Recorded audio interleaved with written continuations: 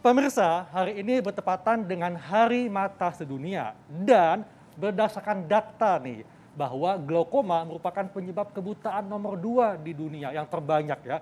Makanya kita jangan sampai mengabaikan gangguan pada mata, apalagi kalau sudah mulai nyeri tuh, Dr. Arlin. Yes, betul sekali. Nah, makanya itu hari ini kita sudah mendatangkan narasumber kita, yaitu Dr. Astri Nandana Dia Suryono, spesialis mata. Halo dokter. Halo dok, selamat pagi. Hai, Selamat pagi Iya, dokter. selamat Hari Mata Selamat Hari Sedunia, Mata, dok. dokter.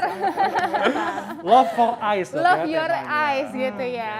Oke, Dok, nah dok. ini banyak dok ya masyarakat yang mungkin harus tahu mengenai glaukoma. Yes. Karena ada yang mengatakan bahwa kalau penglihatan kabur dan buram ini merupakan salah satu gejala glaukoma. Ini fakta atau mitos, dok?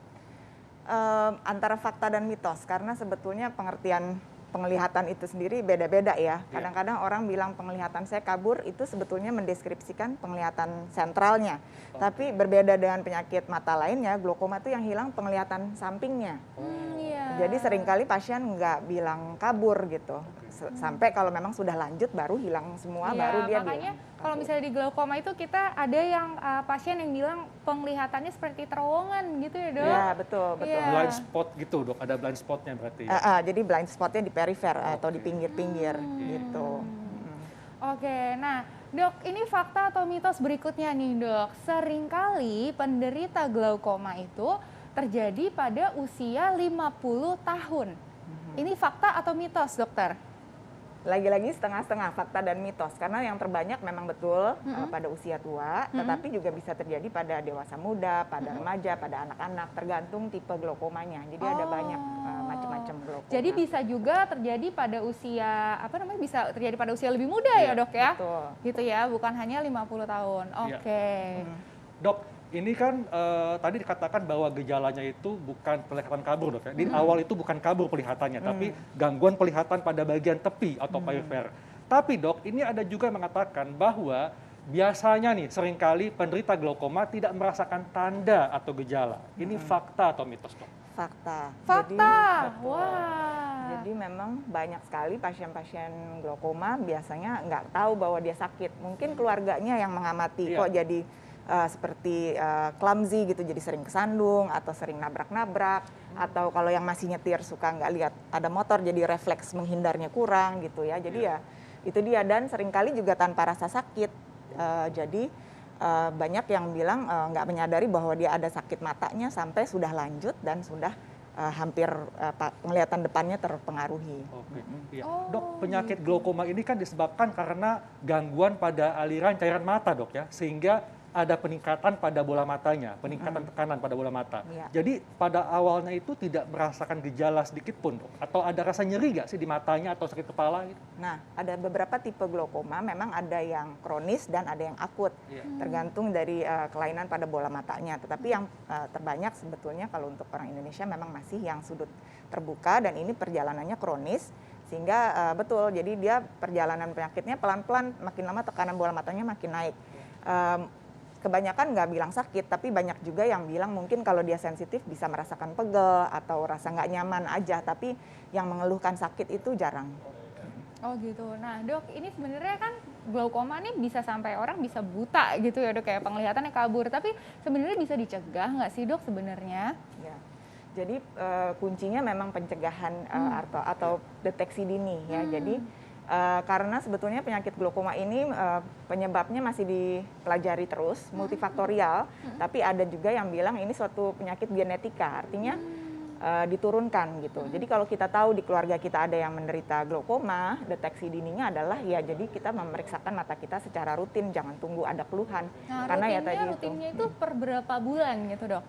Nah, karena memang usianya terutama masih mengenai pada dewasa lanjut usia, jadi mungkin di atas 40 atau 50 tahun sudah mulai rutin periksa annually lah setiap tahun. Annually setiap Kalau tahun. di keluarganya ada. Kalau keluarganya ada, terus udah usia 40 sampai 50 tahun gitu ya dok ya. Terus ada lagi dok yang harus diwaspadai? Faktor resiko lain bisa terjadi glaukoma adalah kalau ada diabetes. Ada diabetes. Ada gula. Nah ini sesuai dengan fakta atau mitos sebenarnya ya mengenai sebenarnya kalau misalnya penyakit glaukoma itu juga bisa disebabkan karena diabetes. Berarti ini Fakta, dok ya?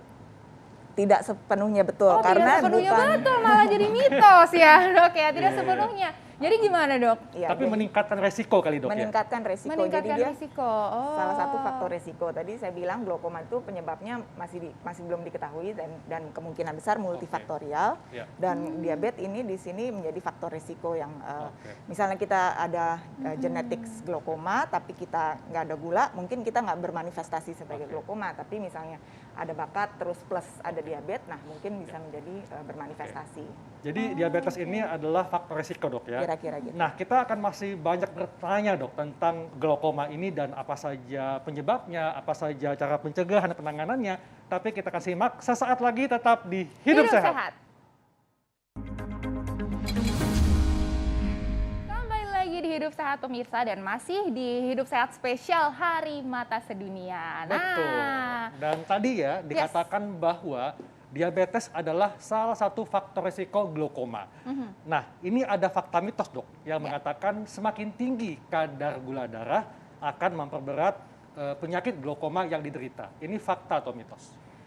Mungkin lebih ke fakta ya, tetapi nggak selalu juga loh. Oke. Artinya kadang-kadang saya juga dapat pasien yang sebetulnya gulanya sudah terkontrol, tapi tetap ada komplikasi ke mata. Jadi mungkin durasi lamanya dia ketahuan ada diabetes juga bisa menjadi Jadi ini faktor. fakta dok ya, dapat Iya. dikatakan fakta ya.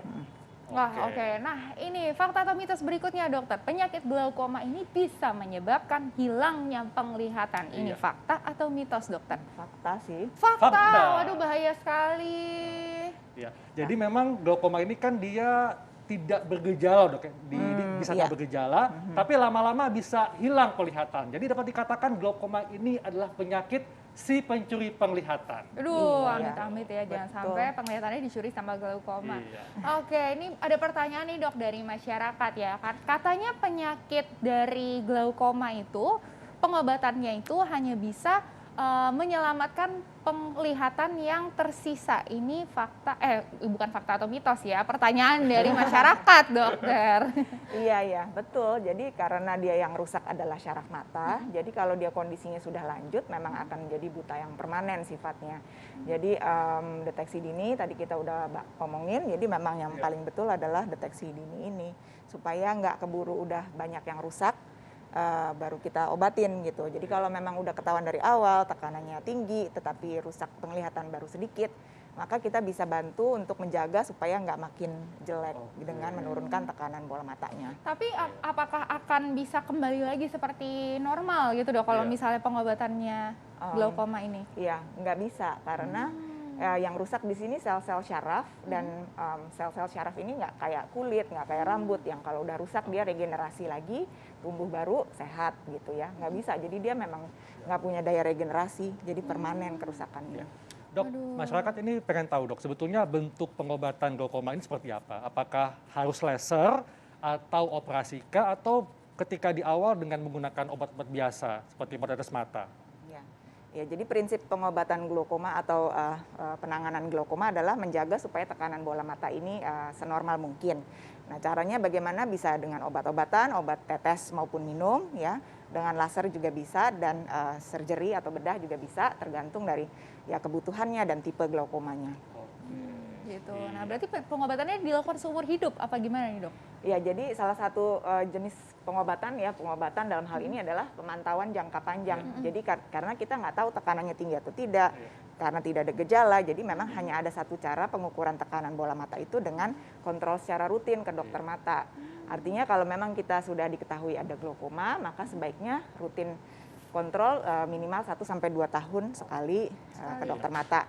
Kalau kita ada riwayat glaukoma, ya mungkin screeningnya adalah dengan secara rutin mencek ada apa enggak glaukomanya, mungkin 1-2 tahun.